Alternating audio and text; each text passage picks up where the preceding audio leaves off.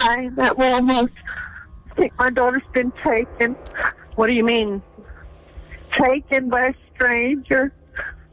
I don't want him to kill her. I don't want to be one of those parents that are going through this. I had a strange feeling about him when I first met him, and he took her to the dressing room twice. It was good, man. It's your boy BZ910, and I'm back with another video. And man, we on our evil stuff again, man. And you know how that evil stuff go, man. These crime videos, man, they be crazy. They be having you on your feet, on your edge, and all of that, man. But this right here is a child predator van leads to horrifying discovery. Let's see what it's all about. I'm at Walmart. I think my daughter's been taken. What do you mean? Taken by a stranger. I don't want him to kill her. I don't want to be one of those parents that are going through this. I ain't gonna lie, that's one of my biggest fears. Definitely one of my biggest fears. My child been trying to taken. I know dad gonna show my child ain't gonna be taken from me. But period, you know, in the situation, it's just crazy. Ain't nobody gonna strong arm me for my child, bro. But I know people be luring people. It's crazy. The fuck? Is the victim there as well? When an 8-year-old girl goes missing from a busy Walmart in Jacksonville, Florida on the night of June 21st, 2013, police rush to the scene to investigate. However, after speaking with the child's mother, unsettling details emerge, leaving them questioning whether there's more to this abduction than they've been led to believe. As stakes rise, investigators plunge into a desperate search to locate the child before time runs out. The following footage has mostly never been seen before. He knew when the store was closing. I had a bad feeling about him. Just after 11 p.m., dispatchers at the a bad Jacksonville feeling Police about her on Department the receive low. a 911 call from 45-year-old Cherish Perrywinkle She just with a saying grim concern about her young daughter. Could be something wrong with I'm her. at Walmart. I think my daughter's been taken. What do you mean? Taken by a stranger. I can't find her. Okay, ma'am, how old is your daughter? 8.5. I met him in today at Dollar General. He saw that I was struggling to buy them some clothes.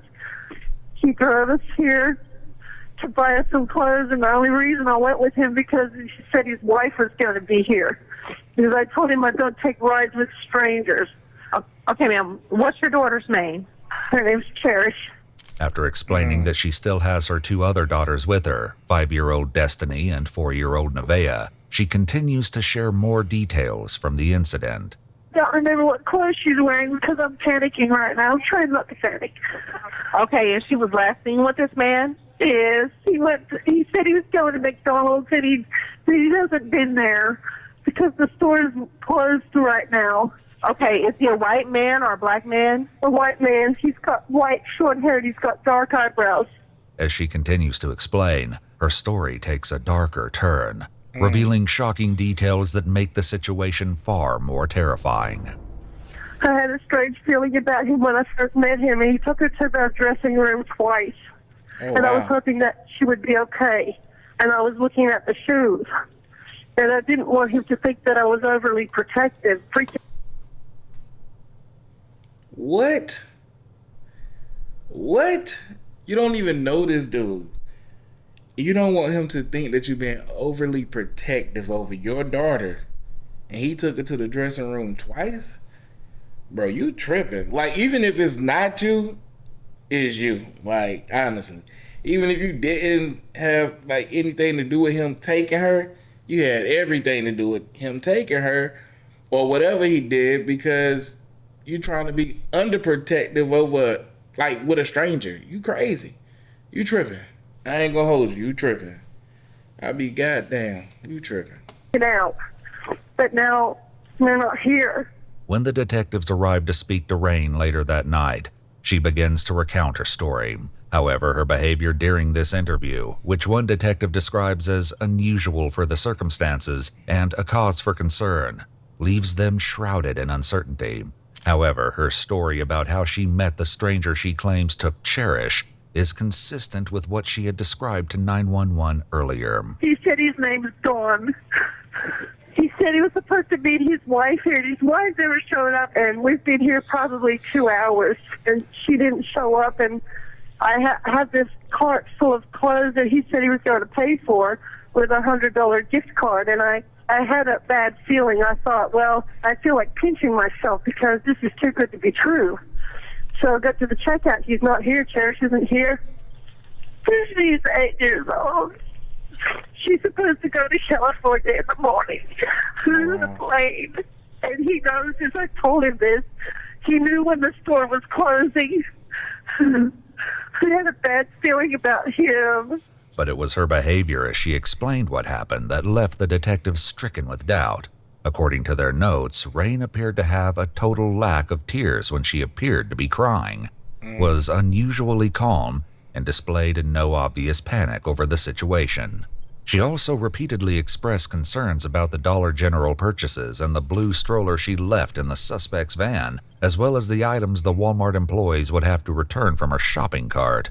Additionally, she expressed chilling thoughts that her daughter may have been assaulted and murdered, but these concerns were made with a noted absence of emotional response. See? I don't want him to kill her. I don't want to be one of those parents that are going through this.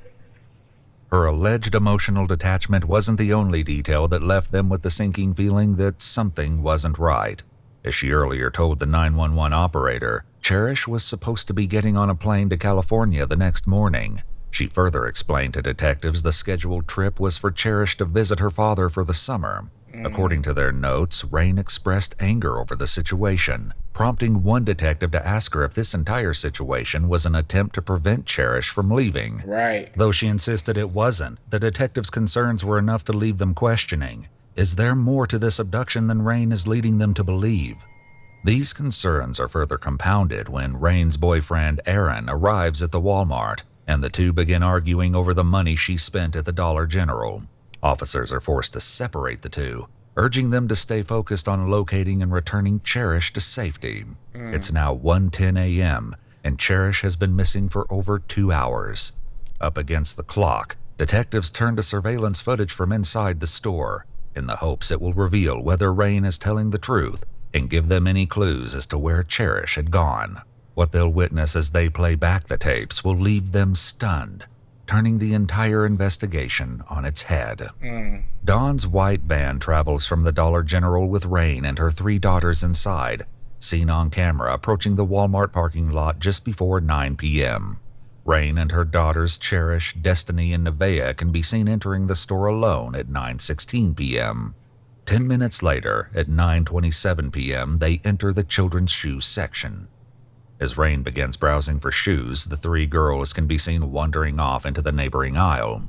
While Rain and her daughters continue shopping, the man she's identified as Don is seen on the surveillance footage heading to the back of the store before eventually meeting up with the family. Though the camera doesn't catch it, Don slips an object into Rain's shopping cart. The later discovery of what the object was would send a chill down the detective's spine. For now, the man accompanies them as they browse the shelves and appears to be keeping a watchful eye on the young girls. At one point, Cherish and Don can be seen alone as he helps the 8-year-old try on a pair of shoes. Just after 10 p.m., Rain continues shopping with Nevaeh, while Destiny and Cherish follow Don into the children's clothing section. After disappearing from the camera's view for nearly 10 minutes, they finally re-emerge and are seen following Dawn through the aisles while Rain continues looking at more shoes. Over the next half hour, the girls can be seen interacting with Dawn and weaving through the aisles, while Rain continues to look at clothes. Although their interactions have appeared innocent so far, it's Dawn's next move that leaves the detectives with a growing sense of dread.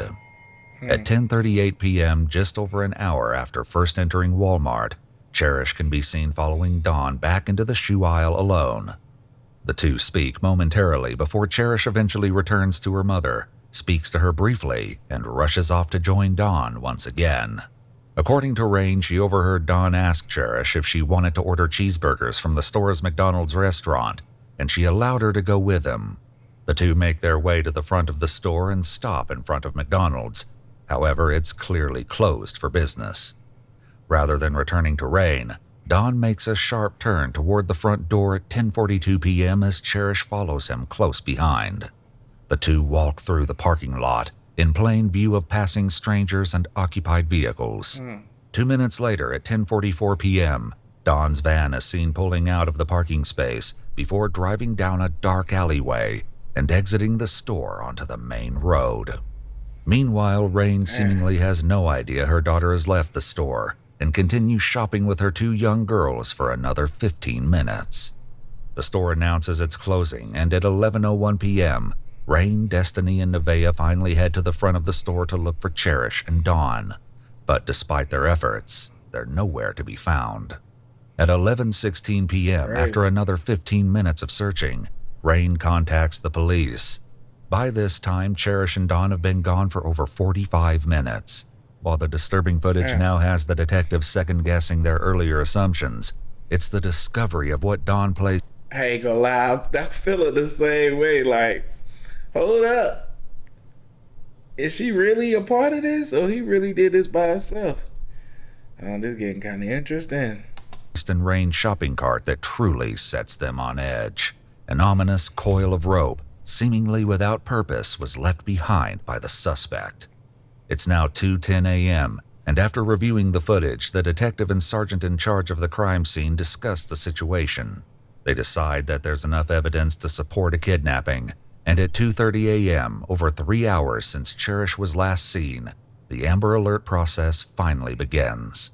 The delay has stolen precious time, and now the clock is ticking faster than ever, with every second meaning the difference between... I ain't gonna lie, I feel like they should take them situations serious regardless, and if it come back that it was some fictitious stuff or whatever somebody was trying to plan, like they thought the mom was trying to do or whatever. I really don't know what's going on right now, but as I thought that the mom was something part of this, and as they obviously thought that the mom was something part of this too, they didn't take the situation serious, which took a lot of hours away from them. Man, take it serious regardless. And if it come back that is some crazy stuff like that, then put the mom in jail, or, do something more harsh to the person who caused this to go. If it is serious, then damn, you won time, and you possibly can save a kid or whatever it may be. Especially, Amber Alert, you'll be able to save a child. But, take it serious, man. Like at school, we take bomb threats serious. Even though, man, we had so many bomb threats at our school. We know damn well they were false, but we took every one of them serious. You know what I'm saying? And then charged the person who did it. So, anyways, tired of yapping, but yeah, that's what I feel. They should take it serious regardless. Between life and death, they must race against time to uncover the identity of Dawn and locate Cherish before it's too late. Using the Jacksonville, Florida mugshot database, a possible suspect, 56-year-old Donald James Smith, is identified. When shown his photograph, Rain positively identifies him as Dawn and eerily comments, "Yeah, you'll probably find her dead in a box," assuring her they will do their best. Hold on, what? When shown his photograph, Rain positively identifies him as Dawn and eerily comments, "Yeah, you'll probably find her dead in a box," assuring her they will do their best to recover Cherish safely. Detectives work to secure as much information about the suspect as possible and are beyond horrified with the shocking details they soon uncover. Donald James Smith, a registered offender, has a harrowing list of priors spanning 3 decades. These include a total of 20 arrests, with 9 charges related to criminal acts involving children. His long history includes theft, fraud, burglary, possession of illegal substances, sale of obscene materials, multiple lewd acts in the presence of children, assault of a child, and attempted kidnapping. The most jaw-dropping revelation was that Dawn had been released from prison just 21 days ago for attempting to impersonate a Department of Children's Services agent in an attempt to lure a young child away from her grandmother. Oh my God. Armed with the horrifying truth behind Dawn's dangerous past, the race to find Cherish intensifies. But without a lead, there's little they can do but hope for a breakthrough. At 4:21 a.m., over 5 hours after her disappearance, the Amber Alert finally makes it into the hands of thousands of Florida residents. A description of Cherish, Dawn, the white van, and the missing blue stroller all reach local media channels, and it isn't long before crucial tips begin flooding in. A homeowner with claims of an unsettling discovery soon contacts the police. As he attempted to mow the lawn of his home on Rutgers Road, just 3 miles from the Walmart, he came across a baby blue stroller leaning against the side of the house. The stroller matched the description of the one Rain left in the back of Dawn's van. But that wasn't all that was discovered. In 2 large trash bins, the dollar store purchases, along with items belonging to Cherish, such as her pink headband and purple flip-flops, were found. The house is empty, and there's no sign of Cherish or Dawn having ever been inside. Wow. It's a devastating blow, but detectives are not ready to give up hope. And yet, they have no idea how disturbingly close to the truth they really are. Finally, at 8:55 a.m., 10 hours after Cherish's disappearance, a 911 call delivers the break they've been desperately waiting for. Jackson 191 Smythe. Hi, we're calling about a suspicious van over here on Rutgers Road, a white van. It was parked behind some bushes really deep, and then we heard that it was a 8-year-old girl. Rutgers and where? Rutgers and behind Highlands Church. Behind Highlands Church. Can you give me the nearest cross street of Rutgers? Broward. Broward? Yes, ma'am, and it was a white van. It's not there anymore, but we don't know if he dumped anything because we heard a girl just got abducted from Walmart. Right. So we're not sure if that's the van, but the white van was pushed all the way to the back of the bushes this morning. The caller's tip ignites a surge of hope, as Highlands Church is just 1 block away from where the stroller was recovered. While en route to the location, officers are hit with a stunning stroke of luck when the suspect's white van is seen driving southbound on the highway. They quickly begin to coordinate a high-stakes takedown, fueled by the knowledge that Cherish may still be alive inside and just within their grasp. 33 second, that van just passed me at 95 heading south at Sun Avenue. I'm right behind you, Gene, Papa 110. 112 to that unit. Do not stop the van until we get resources to you. If you can, stay back from it. Keep them from seeing you. HQ, what's the status on the air unit and other zones? I want everybody available heading towards the interstate. We're now passing Edgewood, still heading south. Emergency equipment engaged. Speeds are 58 miles an hour. 791, y'all do it on this bridge right here. That way you can't run on foot. 170 to K9, we got that entrance ramp closed off. Let's go ahead and blue light them as soon as we get past this entrance ramp. Now in position, with exits blocked and nowhere for the suspect to escape, officers blare their lights and sirens. Tensions run high as they brace themselves for the uncertainty of what comes next. 170 vehicle pulling over at 95 southbound at 4th Street, exit. 170, I want a felony takedown. Do a felony takedown. Driver, step out of the vehicle. Face away from us. Keep your hands in the air. Stop. Take 2 steps to the left. Face away from us. Take 2 steps to the left. Put your hands in the air. Walk backwards to the sound of my voice slowly. They got my boy doing a cha-cha slide. Keep walking. Keep walking. Keep walking. Keep walking. Stop. Take 2 more steps to the left. Turn around right here. Begin to walk backwards again. Oh my God. Stop. Go down to your right knee. Go down to your left knee. Put your hands on top of your head. Remain still. Well, let's get K9 clear the van. Got K9? I'll call it. Any other occupants in the vehicle? Please say yes. Next occupant of the vehicle. Take your hands and stick them outside the vehicle window and or door. Officers wait with bated breath, hoping to see Cherish emerge. Any other occupants of the vehicle, identify yourself now. The K9 unit will be approaching. Back up, man. Back up, Any other occupants of the vehicle, this is your last opportunity to stick your hands out and identify yourself. The K9 unit is approaching. The K9 unit and officers approach on high alert with no idea what could await them inside.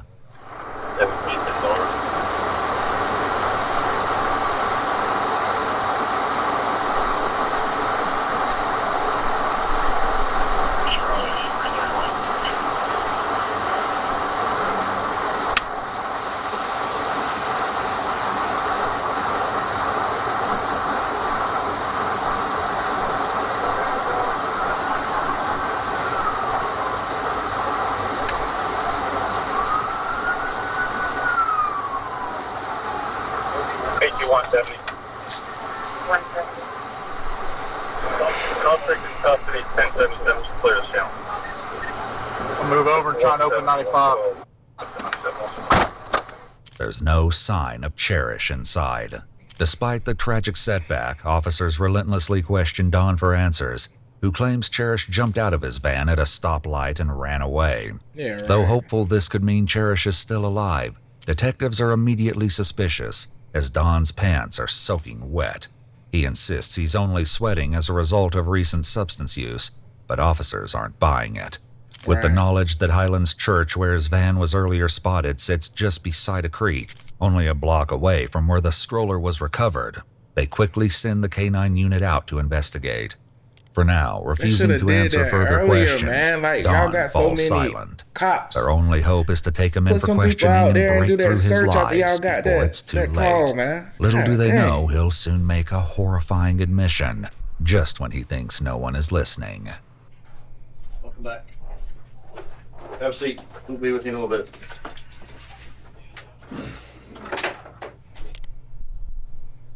Bro, you gotta be a sick dude. Stand up. He just got out of jail for that. He's crazy, man. Ain't no way in the world. What's your name? Donald Smith. Donald Smith? Yes. Roll your hand out.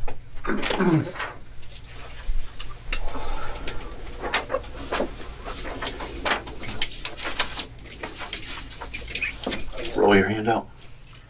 Yeah. Mr. Smith, sir. After reading him his rights, they're hopeful he'll be able to give them any information as to Cherish's current whereabouts. We'd like to ask you questions about it. You want to talk to us? No. Okay. All right, stand up. Take some overall pictures of you and get some swabs. Just stand right there. Put your back up against the wall. Once again refusing to speak, Don is photographed and told he needs to change so his wet clothing can be collected for evidence. Soon after, he's moved to a new room where he'll wait for transport to the jail. It's when he's left alone that he finally has something to say, but the horrifying words that come out leave investigators filled with unimaginable horror.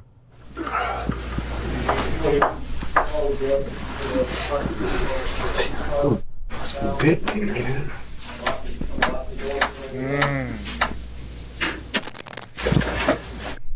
Bit me. With enough evidence to charge Don with kidnapping, he's swiftly taken away in handcuffs. Inside the prison, Don shares with a fellow inmate what he wasn't willing to share with police. Little did he know, the entire conversation was recorded by an undercover police officer within the prison. The audio exposed harrowing thoughts that Don harbored. As a group of young girls pass through the prison, Don and a fellow inmate can be overheard sharing their twisted observations. How old do you think I was? How old do you think she was? That's right in my alley, right there. Huh? That's my target area right there. That's what I go after. Well, you would have fun with that one. You would keep that one locked up in the basement for a while. If I saw her at the bus stop, I'd get her. Yeah, I'd like to run into her at Walmart. Cherry has some blood on her? Yeah? Damn, one. Hold on, what?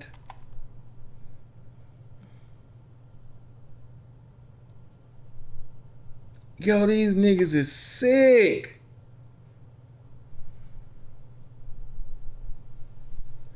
Yo, this nigga is sick. Yeah, I'd like to run into her at Walmart. Cherry has some blood on her? Yeah? Damn, one. She ain't had nothing like that, though. Damn. That's because she ain't black. Wow. So obviously what I'm getting out of this is I don't know how they seen some young girls in the jail cell or whatever, but the inmate was asking about Cherish. Like, did Cherish had a butt on her? That is nasty. 8-year-old girl. And Don talking about, yeah. And then the inmate said, well, she ain't had nothing like that one. And then Don was like, it's because she not black, meaning that the girl that just walked past them was black, and Cherish wasn't black, so she couldn't have had an ass like that. That's nasty. That's I feel bad for repeating. That is disgusting, y'all. She Though had a lot shockingly for a white vile, girl. the audio recordings barely scratched the surface of the horrors the K-9 unit would uncover in the early hours of that fateful morning as they searched the creek near Highlands Church. Fresh tire tracks extending from the church would lead the officer deeper into the woods. They next find a white plastic shopping bag, along with a wet black sock.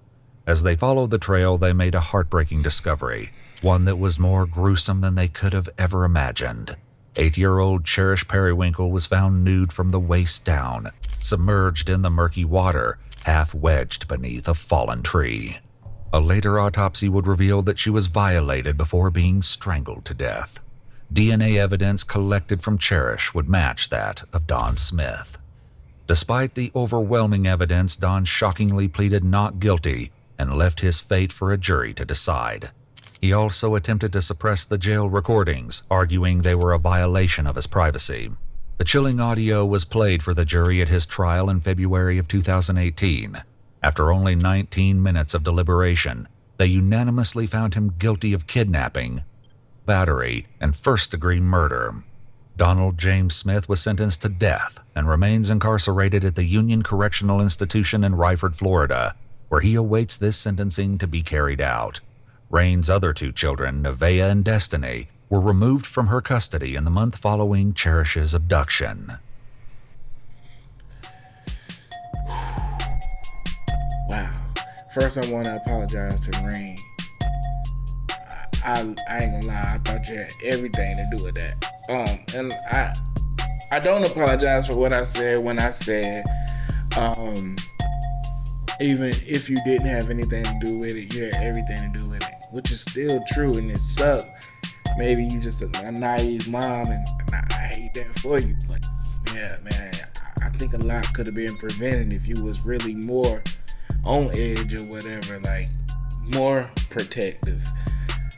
Man, like, and I know you know that now, so I'm not trying to beat you up in that situation. I understand that you understand that now, and I hope you do. But that is crazy, unfortunate, man. That dude, Don, I don't know why he had so many chances with the law. I really don't, man. And someone like him definitely deserved to be under the jail. It's just sickening, man. That is crazy. And to see how much remorse he don't have for the situation. He's talking with another inmate that's damn near like-minded as him, very much like-minded as him, discussing the situation, talking about how much that's up their alley. Like, what? That is sick, bro. That is sick. I hate it. I hate that. I didn't know what was gonna happen in this video, but man, that is wild, man. But I want to know how y'all feel in the comments. Make sure y'all like, comment, subscribe. There's more videos coming. Let me know if y'all want only crime shows, or do y'all want me to do some funny stuff or whatever. Let me know what y'all want. But man, BZ9 down. I'm out of here, man.